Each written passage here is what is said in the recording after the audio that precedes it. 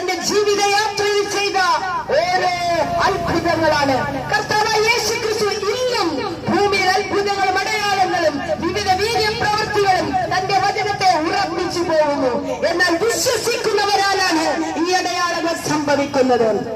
ഞങ്ങൾ പറയുന്നു, കർത്താവായ യേശു ക്രിസ്തുവിനെ ആര് ഹൃദയത്തിൽ യേശുവേ നീ എന്റെ കർത്താവുന്നു, എന്റെ കർത്തൃത്വം നടത്തണമേ എന്ന് പറഞ്ഞ് യേശുവിനെ ഹൃദയം കൊണ്ട് ആര് വിശ്വസിക്കുന്നുവോ, ഇതാ യേശു ക്രിസ്തു പറയുന്നു, ആരെങ്കിലും വാതിൽ തുറന്നാൽ ഞാൻ അവനോടുകൂടെ അത്താഴം കഴിക്കും. എങ്ങനെയാണ് വാതിൽ തുറക്കുന്നത്?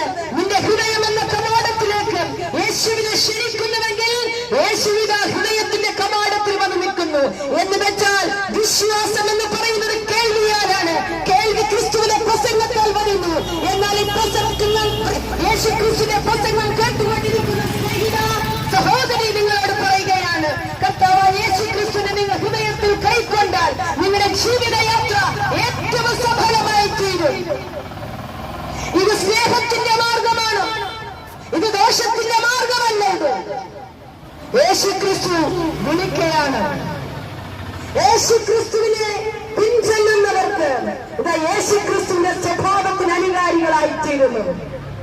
കർത്താവായ യേശു ക്രിസ്തുവിനെ പിടിക്കുവാൻ വന്നപ്പോൾ ചുംബനം കൊണ്ടാണ് യേശുവിനെ തിരിച്ചറിയാൻ സാധിച്ചത്. എന്താണ് അതിന്റെ ദൃഷ്ടാന്തം എന്ന് ചോദിച്ചാൽ, യേശുവിന്റെ കൂടെ സഞ്ചരിച്ച ശിഷ്യന്മാരെല്ലാവരും അതേ സ്വഭാവത്തിനും അതേ ഭാവത്തിനും ഉടമകളായിരുന്നു. അതുകൊണ്ട്